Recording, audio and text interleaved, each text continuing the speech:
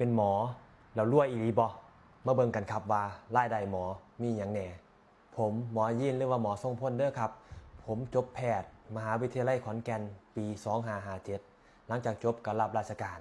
ปัจจุบันทำงานมาแล้ว10 ปีมาเบิ่งกันครับว่ารายได้ของหมอผู้หนึงที่จบมา10 ปีรายได้เท่าใดแล้วก็มีหยังแหน่รับราชการปีแรกอยู่โรงพยาบาลยโสธรเงินเดือนเริ่มต้น 18,500 บาทอยู่เว้นมือเว้นมือประมาณ15 มื้อต่อเดือนมื้อใดอยู่เว้นบ่ได้นอนเลยเด้อครับย่างบดคืนตื่นมายามมื้อเช้าก็ต้องไปทำงานต่ออีก8 ชั่วโมงจังสิได้มื้อรายได้รวมตอนเป็นแพทย์ใส่ทุนอยู่จังหวัดยโสธรปีแรก 70,000 ถึง 80,000 บาทต่อเดือนครับปีที่2นะครับย้ายไปอยู่โรงพยาบาลพยุพราชเรื่องนกท่าเงินเดือน 20,000 บาทค่าเวร 40,000 บาทพจส 5,000 บาท OPD นอกเวลา 10,000 บาทค่าบ่ทำเวทหรือว่าค่าบ่เปิดคลินิก 10,000 บาทเบี้ยเลี้ยงเหมาจ่าย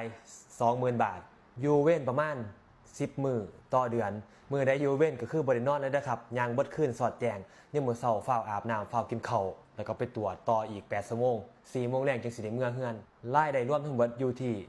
150,000 บาทต่อเดือนวงเล็บตาดำเป็นมีแพนด้าปีที่3ถึงปีที่10ผมย้ายกลับมาอยู่โรงพยาบาลประติวซึ่งเป็นโรงพยาบาลที่อยู่ใกล้บ้านผมเองปัจจุบันผมก็เฮ็ดงานอยู่โรงพยาบาลประติวเฮ็ดงานมาแล้วทั้งหมด8 ปีเงินเดือน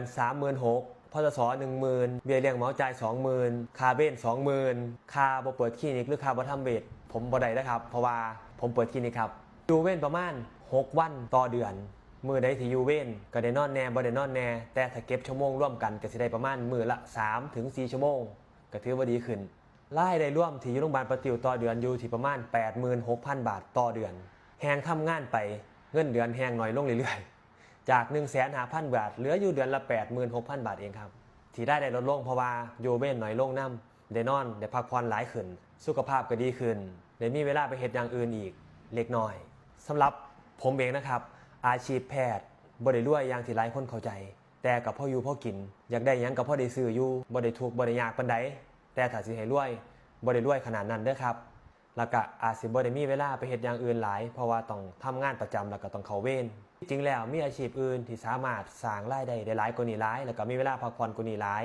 แต่สิ่งที่คิดว่าได้จากการเป็นหมอคือการได้ดูแลคนไข้ได้เฮ็ดบุญได้ดูแลพี่น้องบ้านเฮาคิดเห็นยังไงครับกับอาชีพแพทย์เป็นละรวยอีหลีบ่สามารถคอมเมนต์แสดงความคิดเห็นได้นะครับผม